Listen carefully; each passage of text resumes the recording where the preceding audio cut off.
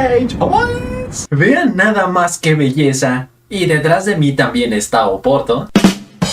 Creo que me podría quedar a vivir aquí, sobre todo por las minitas. Tremendas vistas espectaculares que tenemos de la ciudad desde lo alto del puente Don Luis I. De hecho, un detalle interesante es que aquí hasta el taxi más humilde es un fucking Tesla. Pero vamos de regreso a la cueva. No olviden darle like ni suscribirse. ¡Gracias! Oficialmente han confirmado que el actor Mark Gatiss forma parte del elenco de la película de los Cuatro Fantásticos, quien interpretará a un presentador de televisión llamado Ted Gilbert que acostumbra a entrevistar a los miembros de esta familia. La cuestión es que como tiene un apellido muy peculiar de los cómics que se relaciona directamente con este cuarteto, se tiene la teoría de que es la contraparte de Gregson Gilbert, macaco el cual es un científico obsesionado con la vida artificial, tanto que hasta logró dar vida a un androide llamado Dragon Man, quien fue programado para asesinar a los Cuatro Fantásticos uno por uno, solo que al encontrarse frente a frente con la hija de Reed y su llamada Valeria Richards, usó su intelecto de supergenio para modificar su programación convirtiéndolo en una bestia super pacífica e inteligente, tanto que hasta formó parte de la Fundación Futuro como el principal protector y guardián del equipo, fundación la cual gracias a mercancía oficial sabemos que aparecerá en esta película, quienes fueron reclutados por Reed con la intención de planificar el mejor futuro posible para la humanidad, por lo que el cameo de Gregson Gilbert podría significar que en esta película o en un futuro veremos a Dragon Man, o será una de las millones de víctimas que morirán a manos de Galactus cuando devore su planeta Tierra y no lo volveremos a ver. Ya no puede estar más muerto. La película de Minecraft la está rompiendo más duro que mi tío a mi trasero, ya que en tan solo 4 días recaudó 301 millones de dólares en taquilla a nivel mundial, lo cual la convierte en el mejor estreno de lo que va de 2025, y como tuvo un presupuesto relativamente bajo de tan solo 150 millones, significa que en esos mismos 4 días ya logró ser rentable para Warner, ya que por la cuestión de repartición a cines toda película debe generar el doble de su presupuesto para alcanzar el punto de equilibrio, y a partir de ahí empezar a generar ganancias, película la cual en cuanto a crítica profesional no le está yendo muy bien que digamos, ya que muchos la catalogan como boba, ridícula, infantil y con unos efectos visuales vergonzosos, tanto que en algunas escenas se alcanza a ver la pantalla verde en la silueta de los actores, pero en cuanto a aceptación por parte del público general le está yendo bien, lo cual era de esperarse desde que se concibió la idea de hacer esta película, ya que va totalmente dirigida a los fans sin la más mínima intención de ganar Oscars ni ningún otro premio, sino a hacer felices a los tetazos que aman las referencias, los easter eggs, y a ver en la pantalla grande a los personajes y armas más icónicos de uno de los videojuegos más amados de la historia, película la cual se suma a la lista de adaptaciones de videojuegos al cine que han tenido un gran éxito como Super Mario Bros. Movie, The Last of Us, Five Nights at Freddy's, Sonic y Arcane entre algunas otras, por lo que aquí yo pregunto, Netflix, ¿para cuándo la película y serie de Gears of War que prometiste? Oiga, ¿y cuánto tardará? Lo que tenga que tardar.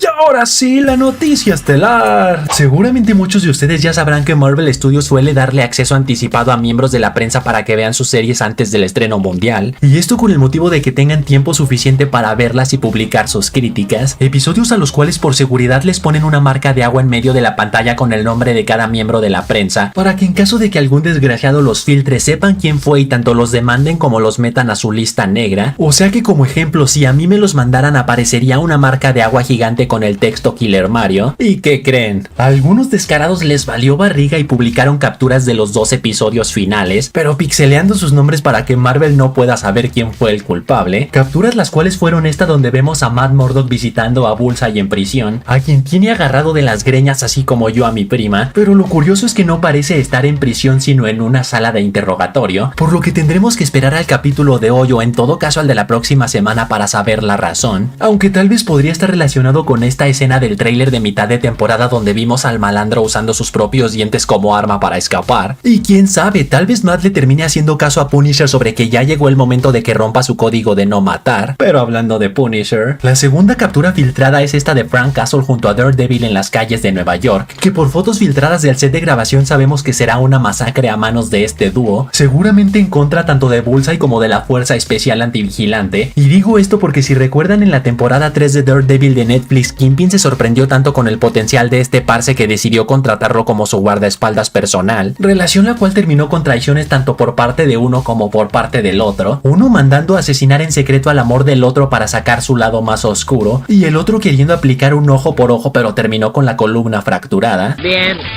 Al menos no perdí mi personalidad. La cuestión es que como Bullseye tiene zafadísimas las canicas, no sería para nada descabellado que si Wilson Fisk ahora como alcalde vuelve a buscarlo para ofrecerle un trato, este acepte formar parte de su fuerza especial antivigilante, ya que qué mejor manera de combatir fuego que con más fuego. Y por último, de las capturas filtradas tenemos esta de Kingpin sosteniendo por la espalda a Matt, pero no parecen estar peleando, sino más bien que el calvo lo está ayudando, ayuda la cual podría estar relacionada con que ambos tienen un balazo en el pecho. No se sabe si porque al Bullseye salir de prisión y buscar venganza del otro hombre que le arruinó la vida, Matt se cruzó en su camino para salvarlo, ya que por más que lo odie es muy fiel a su código de no matar, o si más bien como es costumbre esta fue una trampa por parte de Kingpin y está fingiendo ayudar a Matt cuando realmente él fue quien orquestó su intento de asesinato, escena la cual gracias a los trailers sabemos que pertenece a donde el galán de galanes tiene un baile con su amada Heather Glenn, por lo que será que tendremos respuestas a estas preguntas esta noche o tendremos que esperar hasta el final de esta serie la próxima semana. Bueno, ¿y qué estamos esperando? Pero esperen, aprovecho que estamos hablando de Daredevil para comentar una super teoría que ustedes mismos se aventaron, ya que tras en el video anterior hablarles sobre cómo regresó Muse de la muerte en los cómics, específicamente manifestándose como fantasma ante quien él consideraba su alma gemela, o sea una artista psicópata llamada Morgan Whittier quien se convirtió en la nueva Muse, pues varios de ustedes comentaron que Heather Glenn podría tomar su lugar en el UCM, específicamente porque si tomamos en cuenta su odio hacia los vigilantes, más el brutal trauma que sufrió a manos de Muse, más el hecho de que cada vez está más cerca el momento en que se enterará que su novio es Daredevil, eso podría provocar cortocircuito en su cerebro y desquiciarse hasta el punto en que creerá que su secuestrador tenía razón. Y ojo, vaya que ustedes tienen el buche lleno de razón, ya que si nos vamos a los cómics, tras el papá de Heather suicidarse a manos del Hombre Púrpura, sumado a que esto coincidió con el momento en que la belleza se enteró que su novio Matt era Daredevil, esto provocó que cayera en el alcoholismo y que más tarde también terminara suicidándose, pues en el caso del UCM podrían sustituir el suicidio de su papá con el secuestro a manos de Muse como el pretexto de por qué se volverá loca, pero repito que como el personaje de Heather sería una fusión con el de Morgan, similar a como fusionaron a Sylvie con Lady Loki para crear a una variante de Loki, pues esta versión de Heather no se suicidará sino más bien tomará el manto de su secuestrador Muse, o sea algo parecido al síndrome de Estocolmo donde una persona secuestrada empieza a sentir atracción por la persona que lo secuestró, y pues ya saben lo que dicen, las psicólogas son las más locas. Obviamente está loca.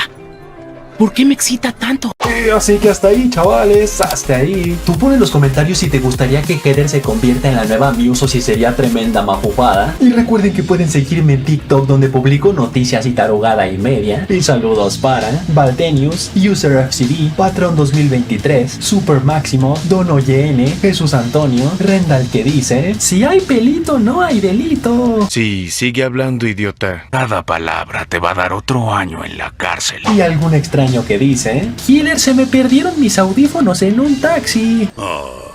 Señorita Betty, ¿sí? ¿Tiene un violín? Así que ya saben, manténganse fuertes, sueñen en grande, rápanla duro. Y nos vemos a la próxima.